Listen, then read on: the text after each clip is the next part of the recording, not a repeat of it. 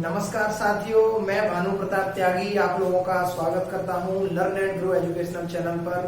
आज हम वापस आप लोगों के बीच आ गए हैं अपने प्राचीन भारत के इतिहास की श्रृंखला को आगे बढ़ाने के लिए। जैसा कि हम लोगों ने लास्ट वीडियोस में देखा था कि हम लोगों ने बौद्ध धर्म पढ़ा था।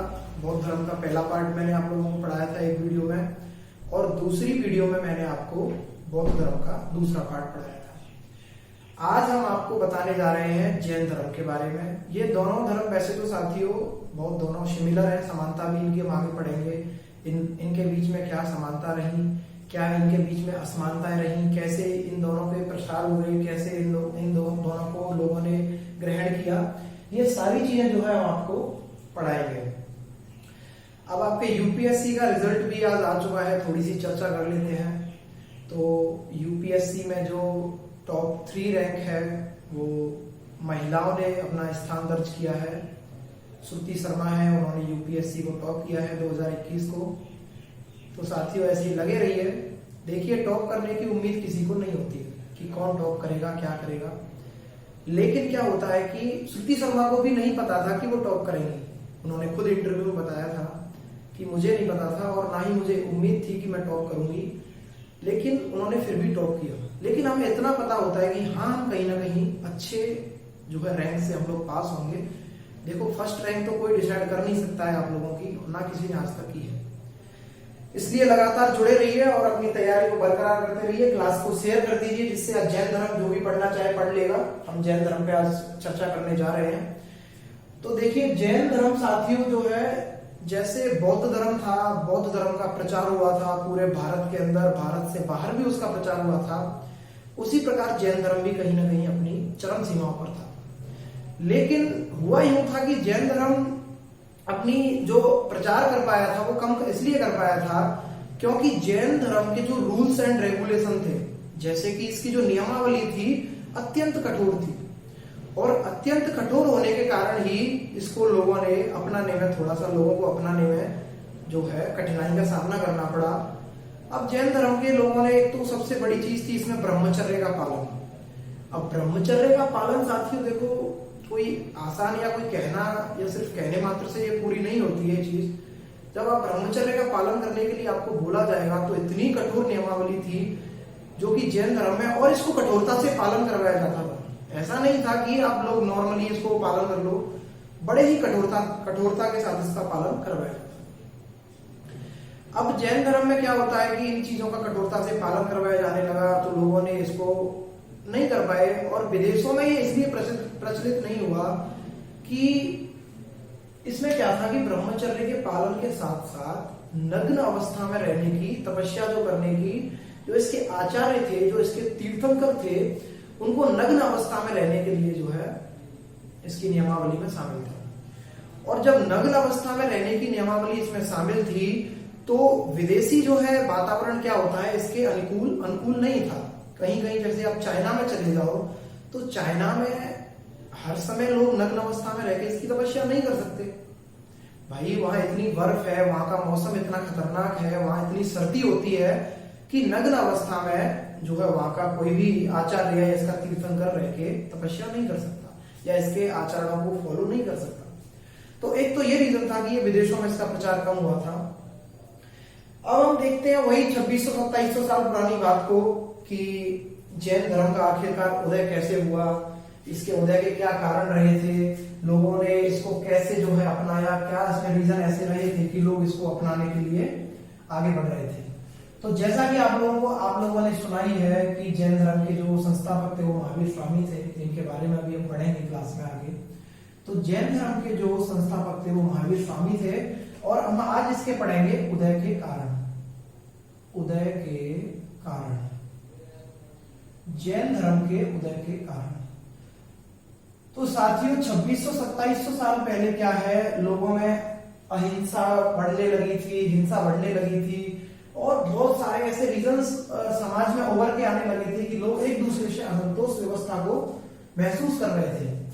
अब लोगों में असंतुष्टि का कारण यह था कि बहुत सारे रीजन थे कि क्षत्रियों की ज्यादा मान्यता थी, ब्राह्मणों को ज्यादा मान्यता थी, वैश्यों की ज्यादा सम्मान नहीं दिया जाता था। सामाजिक सम्मान की जो प्राप्ति थी वो वैश्यों को नहीं थी। और शूद्रों की तो स्थिति बहुत ही ज्यादा खराब थी। तो उदय के कारणों में साथियों पहला जो रीजन था वो है आपका वर्ण व्यवस्था। अब प्राचीन काल में आपको अच्छी तरह पता है कि वर्ण व्यवस्था से ही हमारे समाज में सारे काम चलते थे। वर्ण व्यवस्था बहुत अच्छी, मतलब जो है बहुत जोरों पे चरम सीमा पर फैली हुई थी प्राचीन समय में। अब वर्ण व्यवस्था में हम देखें तो सबसे पहले जो आपके आते थे वो आते थे ब्राह्मण। अब ब्राह्मण जो आते थे वो सबसे पहले आते थे। दूसरे नंबर पर साथियों जो स्थान था वो था क्षत्रियों का, और तीसरे नंबर पर जो स्थान था वो था वैश्यों का, और चौथे नंबर पे थे वो थे शूद्र। अब ब्राह्मण, क्षत्रिय, वैश्य और शूद्र, ये चारों की जो वर्ण व्यवस्था थी समाज में, ये जन्म से पूर्व ही निर्धारित कर दी जाती थी कि जो ज्ञान की प्राप्ति करेगा या जो ज्ञान का प्रसार करेगा उसको तो हम ब्राह्मणों की श्रेणी में ज्ञान का प्रसार करने वाले, मतलब जो वेदों का, अब भी तो आपने देखा है प्रेजेंट स्थिति में भी ब्राह्मणों को क्या है कि थोड़ा ज्ञानी वर्ग में रखा गया है, ठीक है। और क्षत्रिय जो था वो प्रशासनिक व्यवस्थाओं को चलाते थे, प्रशासनिक व्यवस्था चलाने वाले। और वैश्य जो थे वो संभालते थे व्यापार।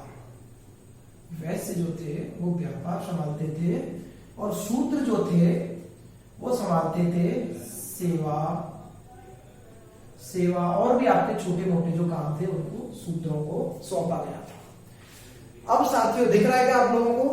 हाँ, दिखना चाहिए। अगर नहीं दिख रहा हो वीडियो को थोड़ा जूम कर लेना, क्वालिटी अच्छी कर लेना, दिख जाएगा, ठीक है साथियों। पसीने का तो देखो गर्मी बहुत ज्यादा है, पूछिए मत आप लोग, क्या हाल बुरा हो रखा है गर्मी का। तो ब्राह्मण जो थे वो ज्ञान का प्रसार करने वाले थे, और जो क्षत्रिय थे वो प्रशासनिक व्यवस्था चलाने वाले थे, और वैश्य जो थे वो व्यापार की व्यवस्था संभालते थे समाज में, और शूद्र थे वो छोटे मोटे काम, राजा के यहाँ दास सेवा ऐसे काम संभालते थे।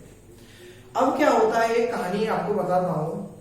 जैसे समाज में ब्राह्मण अपना काम संभाल रहे हैं साहब, कि उनको काम दिया गया है आप अपना ज्ञान बांटो, लोगों को जो है वैदिक सभ्यताओं का ज्ञान कराओ, या जो भी ज्ञानी संबंधित काम है आप लोग करो।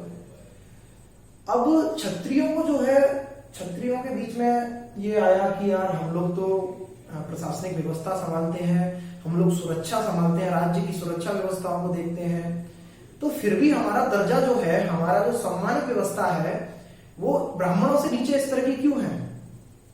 अब उनके दिमाग में ये विचार आया, तो फिर नीचे वैश्यों ने भी सोचा कि हम व्यापार व्यवस्था संभालते हैं और हमारी कोई इज्जत भी नहीं है समाज में, हमें कोई सम्मान की दृष्टि से नहीं देखता है, हम लोगों को यूं ही मतलब एक नीचा दर्जा दिया गया है। और शूद्रों ने भी यही सोचा। तो वैसे तो देखा जाए तो बौद्ध धर्म जो है वो भी क्षत्रियों ने स्टार्ट किया था, उसका संस्थापक भी क्षत्रिय था आपका महात्मा बुद्ध, और जो जैन धर्म है इसका संस्थापक भी अभी निकल के आएगा महावीर स्वामी। अब क्षत्रिय इसलिए निकल के आएंगे क्योंकि देखो किसी चीज की व्यवस्थाएं संभाल रहे हैं ये लोग, पूरे राज्य की व्यवस्थाएं संभाल रहे हैं, प्रशासनिक व्यवस्थाओं को संभाल रहे हैं, और फिर इनको कोई सामाजिक दर्जा प्राप्त नहीं है, तो लोगों को आक्रोश तो होगा, असंतोष की भावना तो पैदा होगी ना। अब ये असंतोष की भावना ही आगे चल के इस संप्रदाय को जन्म देगी। तो एक कारण तो आपका ये रहा था लोगों में असंतोष की भावना को जो है रखने वाला, एक रीजन तो ये था। और दूसरा जो रीजन था साथियों वो था आपका, ये मार्कर काम क्यों नहीं करते, दूसरा रीजन था साथियों वो था लोहे की खोज। दूसरा जो उद्भव का या उदय का कारण था वो था लोहे की खोज। अब क्या होता है कि आर्यों के जाने के बाद साहब आपके लोहे की खोज हो जाती है। हमारे जो बहुत सारे बड़े बड़े जंगल होंगे तो किसी ने वहां पर लोहे की खोज जो है कर ली। अब लोहे की खोज के होने से बड़े बड़े जंगलों की कटाई स्टार्ट कर दी गई, बड़े बड़े जंगलों को काटने की शुरुआत कर दी गई। अब काटाई शुरुआत हो गई जंगलों की, तो वहां पर समतल जमीन जो है अपने को प्राप्त होने लगी।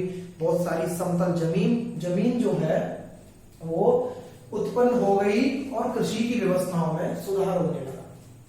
जब लोहे की खोज हुई तो जमीन की जो है उपलब्धता में वृद्धि हुई और जो है कृषि की व्यवस्था में अत्यंत अच्छे तरीके से, या ये माना जाए कि अचानक से एक बढ़िया तरीके से कृषि की व्यवस्था में सुधार होगा। अब कृषि की व्यवस्था में सुधार होगा साथियों, तो कृषि के लिए क्या चाहिएगा? कृषि के लिए मैं लिखे देता हूं, सबसे पहले क्या होता है, जंगलों की कटाई। जंगलों की कटाई शुरू हुई जब लोहे की खोज हुई, तो जंगलों की कटाई की जाने लगी। जंगलों की कटाई होगी तो जमीन भी उपलब्ध हो जाएगी हम लोगों को, तो जमीन की उपलब्धता हो गई, और जमीन की उपलब्धता के साथ ही साथ जो है कृषि में सुधार हुए। जमीन की उपलब्धता हुई तो उसमें कृषि में सुधार हुआ। अब कृषि में सुधार होगा तो कृषि में कृषि करने के लिए किसानों को क्या जरूरत पड़ेगी साथियों?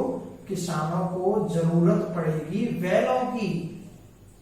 किसानों को बैलों की आवश्यकता होने लगी। अब बैलों की आवश्यकता होगी तो गाय भी चाहिए अपने को। भाई जब गाय होंगी तभी तो हम बैल उनसे प्राप्त कर सकेंगे। और गायों की जो उस टाइम कर्मकांड चल रहा था ब्राह्मणों का, जहां यज्ञ हो रहे थे बड़े बड़े, उन यज्ञों में गायों की जो है आहुति दी जाती थी।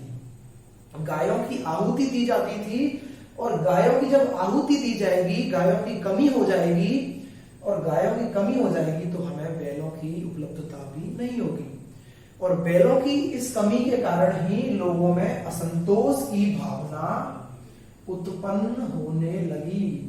यज्ञों में गायों की आहुति से गायों और बैलों की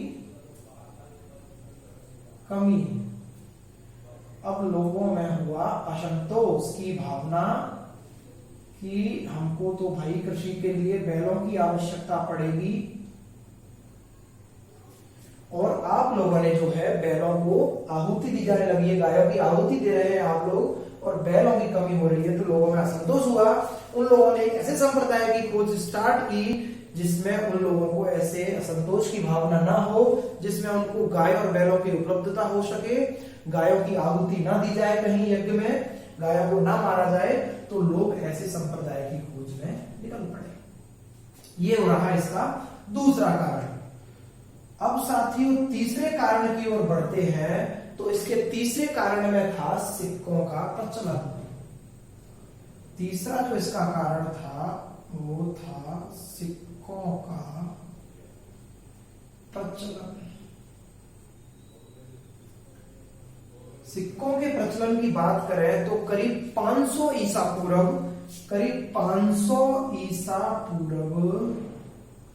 भारत के पूर्वी उत्तर प्रदेश और बिहार में, भारत के पूर्वी उत्तर प्रदेश और बिहार में करीब, मैं 500 बीसी की बात बता रहा हूं, 500 ईसा पूर्व की बात बता रहा हूं, पूर्वी उत्तर प्रदेश और बिहार में पंचमार्क मुद्रा के सिक्के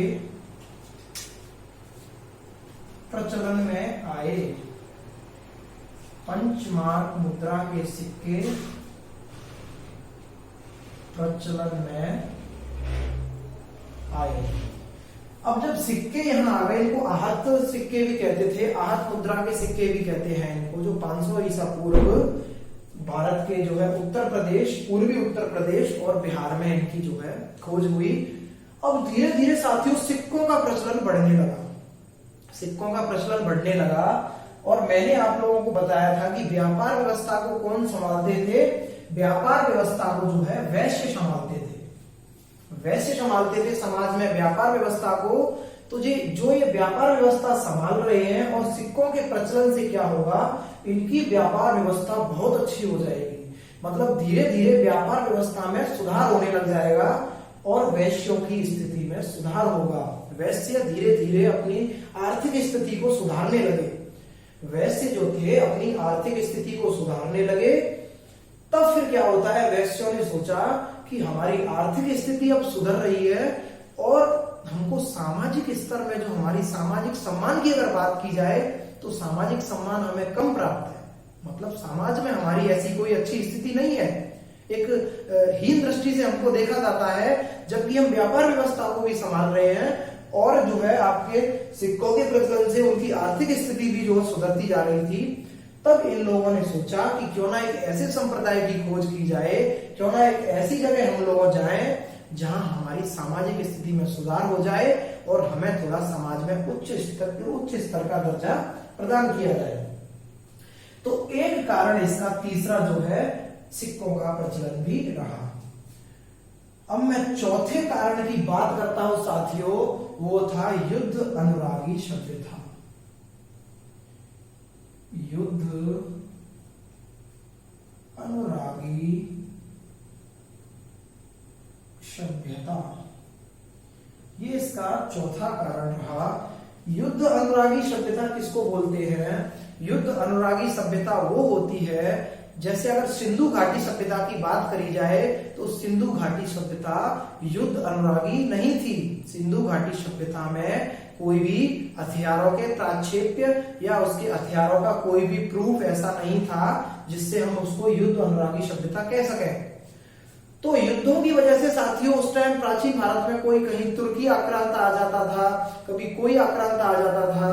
तो ऐसी चीजों से क्या हो रहा था, भारत में जान माल की हानि हो रही थी। युद्धों से जो भारत में हमें डेली के डेली दिन प्रतिदिन युद्ध होते थे, उनसे क्या होता था, जान माल की हानि हो रही थी, लोगों की जान जा रही थी और लोग जो है बहुत ज्यादा परेशान थे युद्धों से। ना कृषि कर पा रहे थे सही से, ना उनको कोई सामाजिक स्तर प्राप्त था, असंतोष थे, वो अपनी जिंदगी से असंतोष प्राप्त हो गया था उनको। तो उन लोगों ने सोचा कि युद्धों से वैसे भी हम लोगों को डेली डेली मार दिया जाता है, कभी किसी के घर में डेथ कर दी जाती है, कभी किसी के घर से किसी इंसान को मार दिया जाता है, क्यों ना एक ऐसे संप्रदाय की खोज की जाए जिसमें कोई भी अहिंसा जो है, अहिंसावादी जो संप्रदाय हो, ऐसे संप्रदाय की खोज की जाए, हिंसा कोई ना करता हो, उसमें शांति व्यवस्था हो। तो लोगों ने शांति व्यवस्था के लिए, जो युद्धों से बचने के लिए एक ऐसे संप्रदाय की खोज की और जैन धर्म में आने का जो है उन्होंने अपना मत बना लिया। तो ये रहा साथियों इसका चौथा कारण। अब इतने सारे कारण हो गए कि एक तो समाज की जो व्यवस्थाएं थी, ब्राह्मण, वैश्य, क्षत्रिय और शूद्र जो थे, इन लोगों में असंतोष हो गया। ये लोग असंतोष में जीने लगे कि हम लोग ऐसे नहीं जिएंगे, हमें ब्राह्मणों को इतना ऊंचा दर्जा दिया गया है, क्षत्रियों को उससे कोई इतना अच्छा काम करते हैं, प्रशासनिक व्यवस्था को संभालते हैं, देश राज्य की सुरक्षा व्यवस्था को संभालते हैं, लेकिन फिर भी उनको कोई जो है सामाजिक स्तर में कोई ऊंचाई का दर्जा प्राप्त नहीं है। इन लोगों ने मिलकर क्या किया, इन लोगों ने मिलकर सोचा कि क्यों ना एक ऐसे संप्रदाय की खोज की जाए जहां में ये सारी चीजें उपलब्ध हो जाए। और ये लोगों ने अपना जो है जैन संप्रदाय, इनमें से एक क्षत्रिय निकल के आता है, उस क्षत्रिय का नाम था महावीर स्वामी, और महावीर स्वामी जी ने जैन संप्रदाय की स्थापना कर दी। अब जैन संप्रदाय की स्थापना हो गई साथियों। अब देखते हैं कि इस जैन संप्रदाय, जो जैन धर्म है, ये कैसे, इसका जो है क्या रहा, इसमें किसने संस्थापक थे, कितने तीर्थंकर रहे और कैसे इसकी उत्पत्ति हुई थी। तो जैन धर्म की जो जैन शब्द है उसकी उत्पत्ति हुई है साथियों जिन शब्द से इसकी उत्पत्ति हुई है। जो जैन धर्म का जैन शब्द है उसकी उत्पत्ति हुई है जिन शब्द से, और जिन शब्द का मतलब होता है विजेता। जिन शब्द का मतलब होता है साथियों विजेता।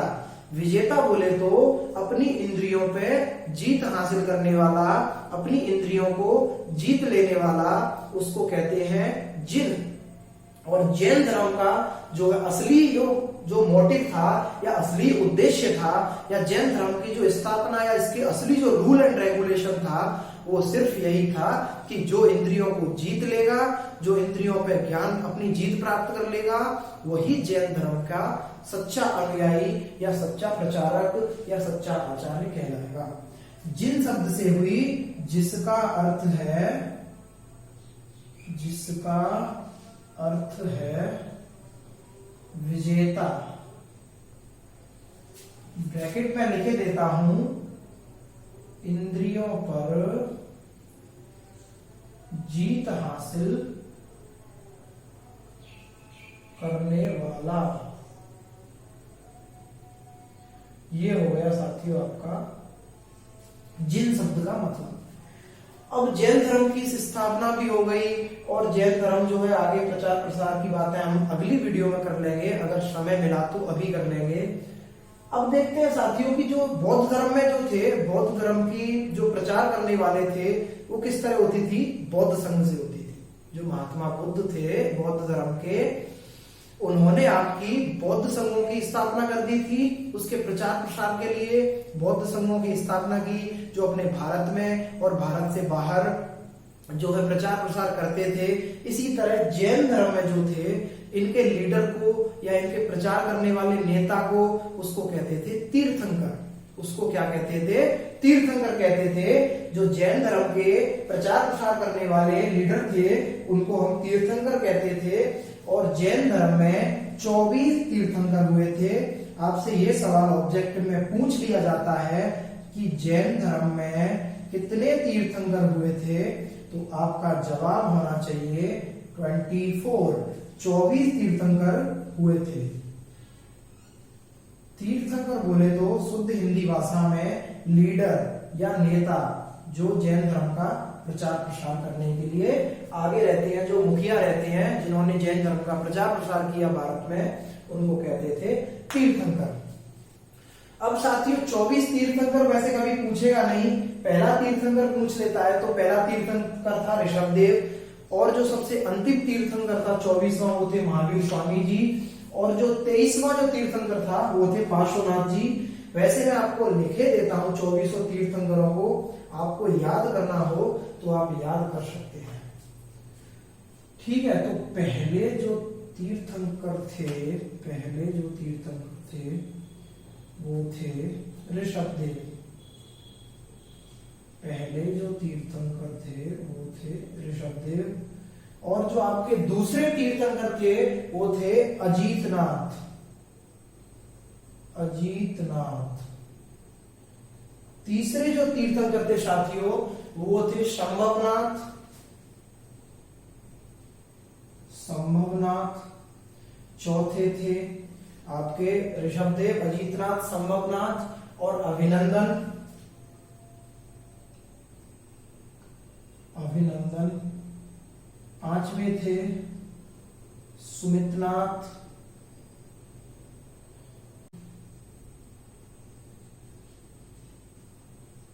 और सातवें जो तीर्थंकर थे साथियों वो थे सुपार्श्वनाथ।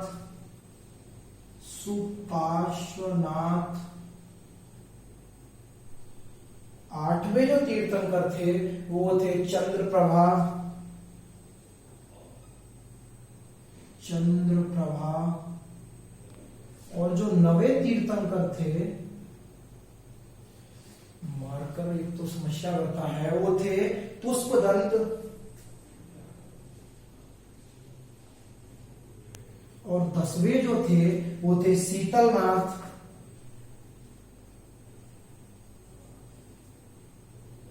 11वें जो आपके तीर्थंकर थे साथियों वो थे श्रेयांसनाथ। श्रेयांसनाथ।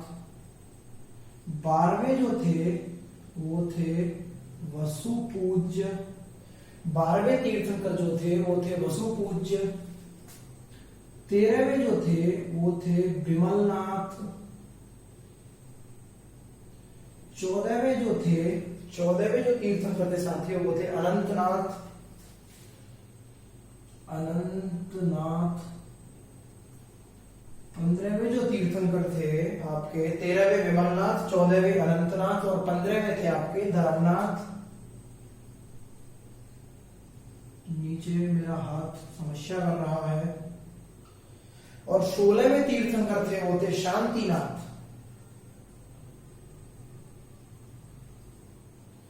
शांतिनाथ जी जो थे वो थे आपके 16वें तीर्थंकर थे।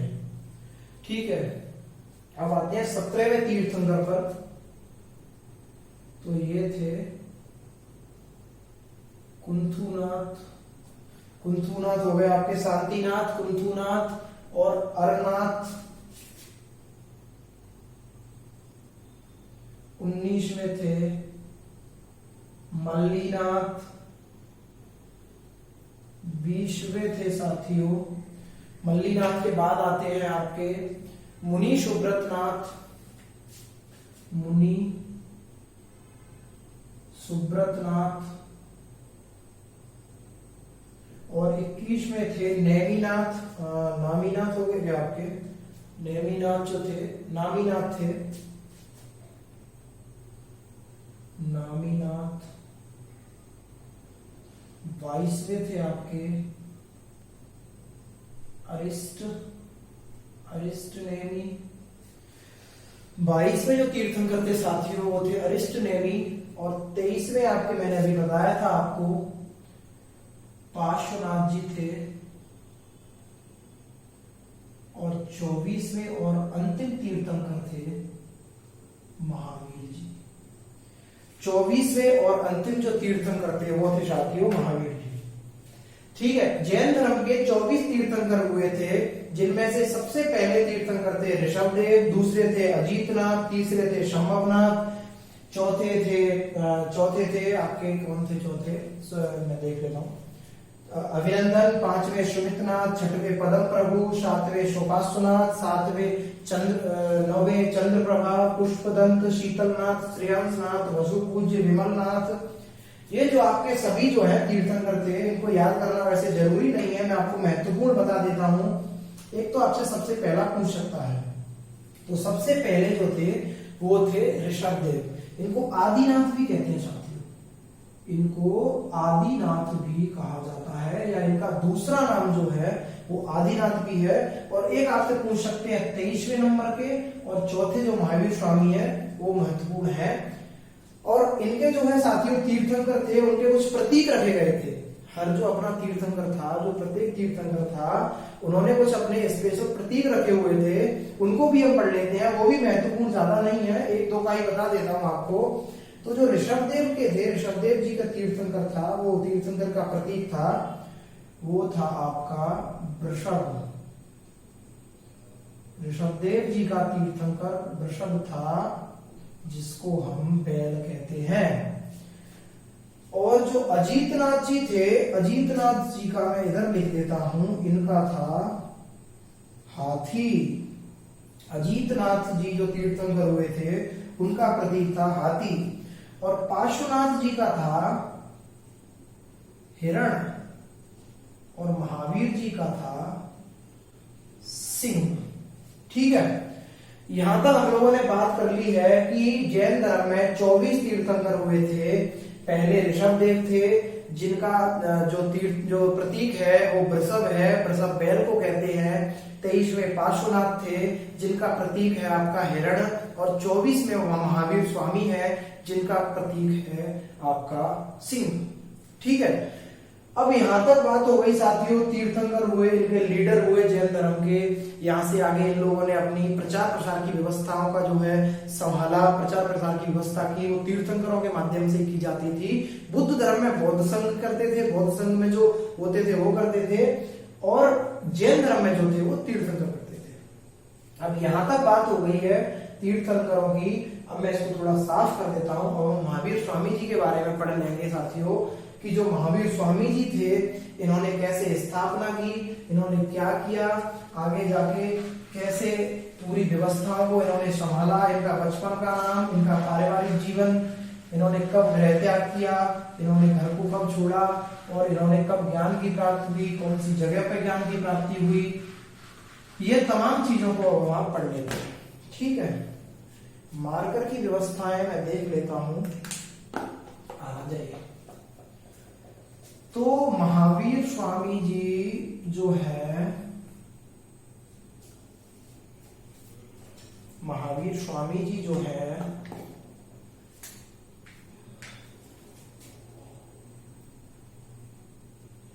महावीर महावीर स्वामी,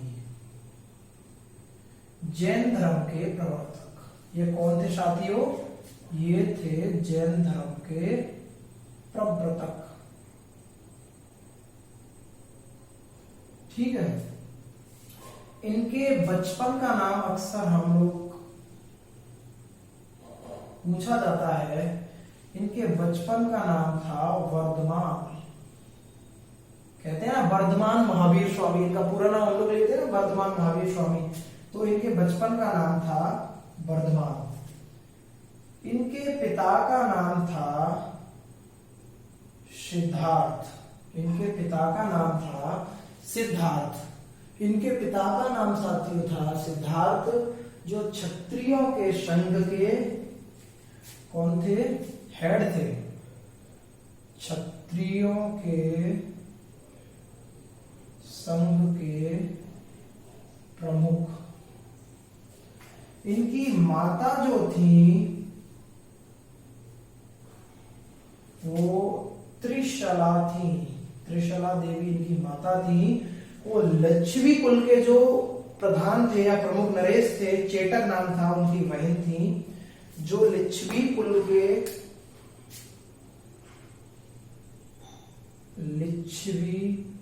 के नरेश जो थे, राजा थे, चेटक इनकी बहन थी। चेटक की बहन थी। साथ ही साथ नोट कर लेना साथियों, इनकी माता त्रिशला देवी जो थी वो लिच्छवी कुल के नरेश चेटक की बहन थी। और इनकी पत्नी जो थी, इनका जो विवाह हुआ था महावीर स्वामी जी का, वो यशोदा जी से हुआ था। यशोदा जी से हुआ था। और फिर इनको एक पुत्री की प्राप्ति हुई जिसका नाम था प्रियदर्शिनी। प्रियदर्शिनी। और इनके दामाद जो थे वो थे अणोज्य। इनकी पुत्री को अणोज्या भी कहते थे और इनके दामाद का नाम था अणोज्य। इनकी पुत्री प्रियदर्शिनी थी। इनके पिता का नाम सिद्धार्थ था। क्षत्रियों के संघ के प्रमुख थे। क्षत्रियों के जो संघ हुआ करता था उसके हेड थे। माता त्रिशला देवी थी, जो लिच्छवी कुल के नरेश चेटक की बहन थी। पत्नी यशोदा थी। और इनकी पुत्री जो है आपकी प्रियदर्शिनी थी।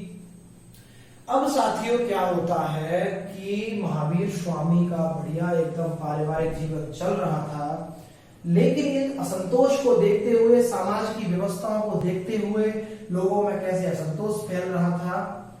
और जो है 30 वर्ष की उम्र में 30 वर्ष की उम्र में 30 वर्ष की उम्र में भगवान महात्मा बुद्ध ने गृह त्याग कब किया था? 29 वर्ष की उम्र में। और जो महावीर स्वामी जी ने गृह त्याग किया था वो किया था 30 वर्ष की उम्र में। अपने बड़े भाई, इनके बड़े भाई थे जिनका नाम था नंदीवर्धन, उनकी आज्ञा ली और गृह त्याग किया। अपने बड़े भाई नंदीवर्धन की आज्ञा से 30 वर्ष की उम्र में महावीर स्वामी जी ने अपना गृह त्याग किया। महावीर स्वामी जी ने घर को छोड़ दिया और करीब 12 वर्ष की कठोर तपस्या के बाद, 12 वर्ष इन्होंने कठोर तपस्या के बाद जृंभिक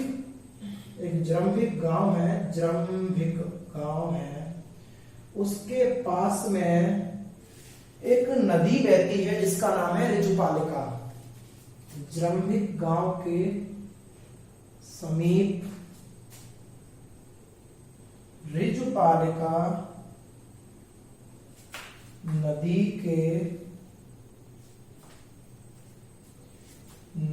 के तट पर ज्ञान की प्राप्ति हुई। 30 वर्ष में घर छोड़ा।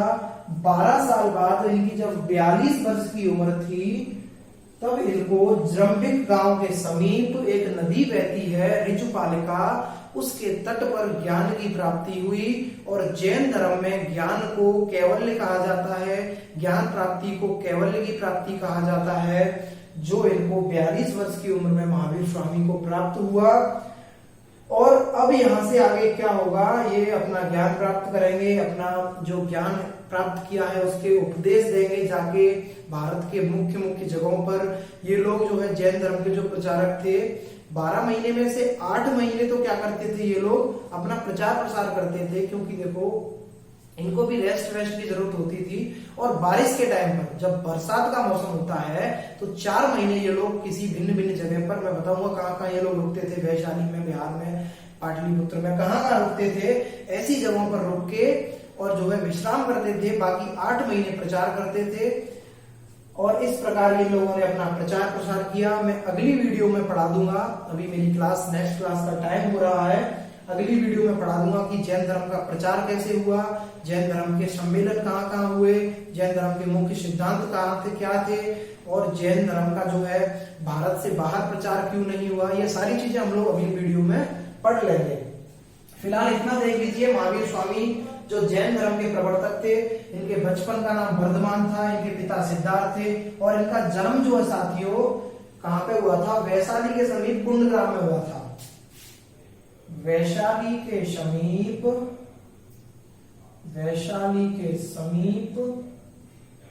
कुंड ग्राम में इनका जन्म हुआ था। इनके पिता सिद्धार्थ थे जो क्षत्रियों के संघ के प्रमुख थे। इनकी माता जो है त्रिशला देवी थी जो लिच्छवी कुल के नरेश थे, जिनका नाम था चेटक, उनकी बहन थी। इनका जो विवाह हुआ था वो यशोदा से हुआ था। उनसे इनको एक पुत्री रत्न की प्राप्ति हुई जिसका नाम था प्रियदर्शिनी। प्रियदर्शिनी का जो है हस्बैंड था या इनका दामाद था वो अड़ोज्या था, इसलिए इसको अड़ोज्या भी कहते थे। और 30 वर्ष की उम्र में अपने बड़े भाई नंदीवर्धन की आज्ञा से महावीर स्वामी ने गृह त्याग किया और जाके जो है जृंबिक गांव में 12 वर्ष के समीप, जो 12 वर्ष के करीब कठोर तपस्या की। उसके बाद जृंबिक गांव में ऋजुपालिका नदी के तट पर जो एक नदी बहती है ऋजुपालिका, उस नदी के तट पर इनको ज्ञान की प्राप्ति हुई, कैवल्य की प्राप्ति हुई। और कैवल्य की प्राप्ति के बाद जो है महावीर स्वामी को 4 नामों से जाना गया, कैवलिन, जिन, अरहत और निर्ग्रंथ। कैवलिन, जिन, अरहत और निर्ग्रंथ। मैं लिखे देता हूं चारों नामों को। कैवलिन साथियों, मैं थोड़ा सा, हाँ, कैवलिन, जिन, अरहत और निर्ग्रंथ। आप वैसे नोट कर लीजिए, चलो मार्कर खत्म हो गया है, 3-4 थे सारे। तो इनको क्या कहा गया था, जैन धर्म को, जो जैन धर्म के प्रवर्तक थे महावीर स्वामी जी, इन्होंने जब कैवल्य की प्राप्ति कर ली, ज्ञान की प्राप्ति कर ली, उसके बाद जो है इनको 4 नाम दिए गए, 4-5 नाम दिए गए, जिनमें से पहला नाम था कैवलिन, दूसरा नाम था जिन, तीसरा नाम था अरहत, अरहत बोले तो योग्य, और जो चौथा नाम था वो था निर्ग्रंथ, यानी बंधनों से मुक्त। इनको इन नामों से जाना जाता था। और ये सच में ही साथियों बंधनों से मुक्त थे महावीर स्वामी जी। ये सच में योग्य थे, इन्होंने सच में ब्रह्मचर्य का पालन किया था, इसीलिए आज भगवान महावीर स्वामी के नाम से पहचाने जाते हैं। इन्होंने इसीलिए जैन धर्म को प्रचार प्रसार किया और लोग इसके अनुयायी बने, लोग इसके प्रति आकर्षित हुए। इस सब का एक यही रीजन था कि इन्होंने ब्रह्मचर्य का पालन किया, इन्होंने जो है आपके बंधनों से मुक्त रहे, धन का संग्रह नहीं किया। ये सारी जो नियमावली है, इसके रूल्स एंड रेगुलेशंस हैं, मैं आप लोगों को अगली वीडियो में पढ़ा दूंगा। फिलहाल के लिए आप यही सब देख लीजिए कि इसके उदय के कारण क्या रहे थे। जैन धर्म के उदय के कारण रहे थे वर्ण व्यवस्था, लोहे की खोज, सिक्कों का प्रचलन, युद्ध, अनुरागी सभ्यता, और जो है इसकी उत्पत्ति कैसे हुई, जैन शब्द की जो जिन से हुई। और इसके जो है तीर्थंकर कितने हुए, 24 को याद मत करना, आप पहला याद कर लेना ऋषभदेव या आपके आदिनाथ जी, और 23वां याद कर लेना पार्श्वनाथ, और 24वां याद कर लेना महावीर स्वामी। और महावीर स्वामी के बारे में पूरा इनका जीवन पर्यंत कैसे इनका जीवन रहा, इनके माता पिता का नाम क्या था, इनकी पत्नी का नाम क्या था, इनकी पुत्री का नाम क्या था, और कैसे इन्होंने गृह त्याग किया, कब गृह त्याग किया और किसकी आज्ञा से गृह त्याग किया। इनके बड़े भाई थे नंदीवर्धन, इनकी आज्ञा से इन्होंने गृह त्याग किया। और 12 वर्ष के कठोर तपस्या के बाद जब इनकी उम्र 42 वर्ष थी, तब इन्होंने जरंबिक गांव के समीप एक ऋजुपालिका नदी बहती है, वहां इन्होंने ज्ञान की प्राप्ति हुई, इनको कैवल्य की प्राप्ति हुई। और कैवल्य ज्ञान की प्राप्ति के बाद इनको 4 नामों से जाना गया, जिसमें पहला नाम था कैवलिन, दूसरा नाम था जिन, तीसरा नाम था आपका हर्त और चौथा नाम था आपका निर्ग्रंथ, यानी बंधनों से मुक्त। अब मुझे अत्यंत गर्मी लग रही है क्योंकि एसी थोड़ा दूर है, मैंने आप लोगों को बताया था। इस क्लास को यही समाप्ति की ओर ले जाते हैं, इतना आप लोग पढ़ लीजिए। अगली क्लास में मैं आप लोगों को बता दूंगा कि इसका प्रचार प्रसार कहाँ हुआ, जैन धर्म के सम्मेलन कहाँ हुए, और ये सारी चीजें मैं आपको अगली क्लास में बता दूंगा। धन्यवाद। जय हिंद, जय भारत। लगातार मेहनत करते रहिए और यूपीएससी के रिजल्ट को ध्यान से देखना। मैं लड़कों से कह रहा हूँ, हाँ मैं तुम्हें चैलेंज कर रहा हूँ कि लड़कियां देख लीजिए। सिर्फ आगे कहा जाता था और आगे उन्होंने सिद्ध करके दिखा दिया, प्रथम 3 स्थानों पर लड़कियां हैं, इसलिए आगे मेहनत करते रहिए। मैं कोई ऐसा नहीं कह रहा आप लोगों से कंपटीशन करने की, नहीं कह रहा कि लड़कियों से कंपटीशन करो, लेकिन लड़कियां भी अब लड़कों से कम नहीं रही हैं। ये चीज प्रूफ हो रही है और हर दिन प्रूफ हो रही है, हर एग्जाम में प्रूफ हो रही है। आप लोग मेहनत करते रहिए, जरूर सफलता मिलेगी, कोई नहीं रोक सकता। जुनून अगर आपके अंदर है तो चाहे आप ओवरेज हो जाए, चाहे 35 साल के हो जाए, चाहे आप 30 साल के हो जाए, आप नौकरी प्राप्त करके रहेंगे, आप यूपीएससी को क्रैक करके रहेंगे। अगर आपके अंदर जुनून हल्का है तो फिर आपका कुछ नहीं हो सकता है। जुनून बनाए रखिए, जिद बनाए रखिए। अगर ठान लिया है तो जीत जाओगे, और मान लिया है तो हार तो निश्चित है ही। ठान लो तो जीत है, और मान लो तो हार है। चलिए विदा करते हैं, यहीं इस क्लास को समाप्ति की ओर ले जाते हैं। धन्यवाद। जय हिंद, जय भारत, नमस्कार।